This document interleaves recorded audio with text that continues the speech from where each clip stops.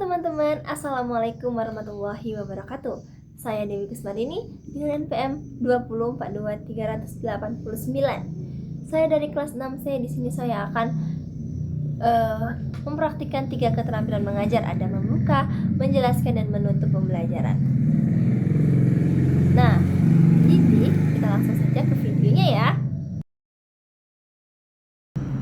Assalamualaikum warahmatullahi wabarakatuh. Selamat pagi anak-anak. Gimana kabarnya hari ini?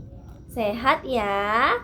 Nah, kalau ibu tanya gimana kabarnya hari ini, jawabnya alhamdulillah, luar biasa, Allahu Akbar. Bisa? Bisa ya? Oke. Bagaimana kabarnya hari ini anak-anak? Alhamdulillah, luar biasa, Allahu Akbar. Oke, pintar, good job. Nah, sebelum kita mulai pembelajarannya, anak-anak kita berdoa terlebih dahulu ya. Untuk ketua kelasnya, tolong dipimpin doanya ya nak. Amin. Berdoa selesai. Terima kasih ya ketua kelas. Nah, ibu absen dulu ya. Siapa aja yang gak hadir hari ini? Hadir semua? Atau ada yang tidak hadir? Hadir semua ya. Oke, alhamdulillah. Kalau hadir semua berarti sehat semua. Sebelum belajar, ibu mau tanya nih anak-anak, siapa yang tadi pagi udah sarapan? Ayo angkat tangannya. Udah semua? Sarapan apa tadi pagi? Makan apa? Terus minumnya apa? Makan nasi, minum air putih. Wah, enak ya. Sudah sarapan, sudah segar. Nah, anak-anak, jadi hal yang kita makan tadi pagi dan yang kita minum itu termasuk ke dalam sumber daya alam. Sesuai dengan materi pembelajaran kita hari ini tentang sumber daya alam. Jadi, sumber daya alam ini akan kita bahas secara mendalam lagi, yaitu sumber daya alam hayati, non-hayati, serta sumber daya alam yang dapat diperbarui dan tidak dapat diperbaharui. Oke. Jadi tujuan pembelajaran kita hari ini adalah kalian dapat memahami jenis-jenis dari sumber daya alam dan cara memanfaatkannya dengan bijak. Kita langsung saja ke materinya ya anak-anak. Jadi anak-anak, sumber daya alam yang biasa kita kenal dengan SDA adalah segala sesuatu yang berasal dari alam dan dapat dimanfaatkan untuk memenuhi kebutuhan hidup kita, kebutuhan hidup manusia. Pinter. Nah, sumber daya alam ini akan dibagi berdasarkan asalnya, yaitu ada 2 anak-anak. Ada apa aja ya? Ada yang tahu nggak ada apa aja? Yang pertama ada sumber daya alam hayati atau biasa dikenal dengan biotik. Jadi anak-anak, sumber daya alam hayati ini adalah sumber daya alam yang berasal dari makhluk hidup. Ciri-cirinya dapat tumbuh berkembang dan berkembang biak.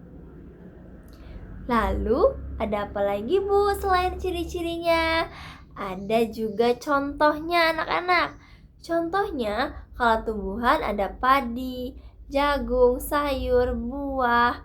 Kalau hewan ada sapi, ayam, dan ikan. Kalau hasil hutan ada apa aja Bu? Ada kayu dan rotan. Masing-masing mempunyai manfaatnya sendiri nih. Antara lain untuk bahan makanan, pakaian, dan bahan bangunan. Lanjut ya, yang kedua ada sumber daya alam non-hayati. Pinter. Kalau tadi biotik, sekarang abiotik anak-anak. Sumber daya alam non-hayati adalah sumber daya alam yang berasal dari benda tak hidup. Berbeda dengan yang satunya tadi ya. Kalau ini contohnya ada air. Manfaatnya untuk minum, untuk mandi, untuk irigasi. Lalu yang kedua ada tanah untuk kita kan tempat tinggal. Lalu ada udara, pastinya untuk kita bernapas. Kita menghirup udara itu untuk bernapas. lalu batu dan mineral sebagai bahan bangunan dan industri. Oke, jadi walaupun SDA ini tidak hidup, tetapi ia sangat penting dalam menunjang kehidupan kita anak-anak. Lalu selanjutnya berdasarkan ketersediaannya. Sumber daya alam ini juga dibagi menjadi dua. Ada apa aja? Ada yang tahu nggak?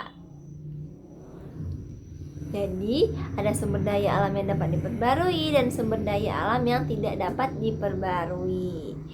Sumber daya alam yang dapat diperbarui itu seperti apa, Bu? Jadi, sumber daya alam yang dapat diperbarui ini adalah sumber daya alam yang bisa kita gunakan kembali, anak-anak. Jadi, sumber daya alamnya ini tidak akan habis jika kita kelola dengan baik, tapi syaratnya. Jadi, pentingnya kita mengelola sumber daya alam itu dengan bijak. Ciri-cirinya ada apa aja ya? Bisa pulih kembali, jumlahnya dapat bertambah. Lalu, contohnya apa, Bu? Yang satunya tadi ada contoh. Yang ini apakah ada? Tentu ada.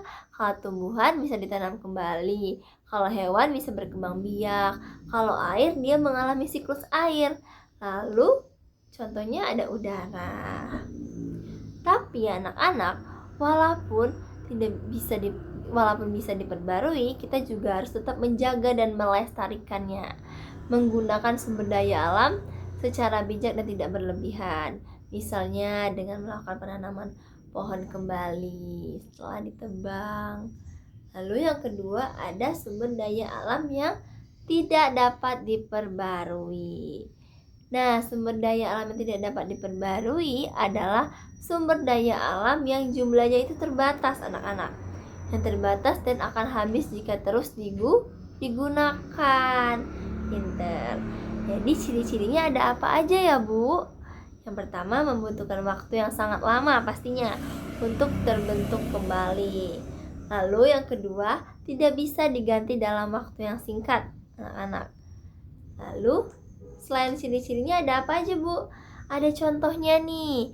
Ada minyak bumi, batu bara, gas alam, emas, dan logam lainnya. Nah, karena itulah kita harus menjaga dan menggunakannya dengan hemat dan dengan bijak. Misalnya menghemat penggunaan bahan bakar dan listrik. Jika kita mau tidur, sebaiknya lampunya dimatikan agar menghemat listrik. Jadi anak-anak, itu tadi pembelajaran kita terkait sumber daya alam. Coba sumber daya alam itu bisa dibedakan berdasarkan asalnya. Ada hayati dan non-hayati, serta berdasarkan ketersediaannya, dapat diperbarui dan tidak dapat diperbarui. Nah, jadi anak-anak, semoga sumber daya alam ini bisa membuka wawasan kita untuk menjaga dan melestarikan lingkungan agar lebih bijak lagi. Nah, kita sudah belajar tentang sumber daya alam nih. Siapa ayo yang bisa menyimpulkan pelajaran hari ini? Ada nggak? Coba Ibu tanya, sumber daya alam apa aja yang sumber daya alam dibagi berdasarkan asalnya? Ada apa saja? Ayo jawab, siapa yang bisa Ibu kasih hadiah? Ada? Pintar, ada sumber daya alam hayati dan sumber daya alam non hayati. Jadi anak-anak, sumber daya alam hayati adalah sumber daya alam yang berasal dari makhluk hidup, dan sumber daya alam non hayati berasal dari benda yang tak hidup.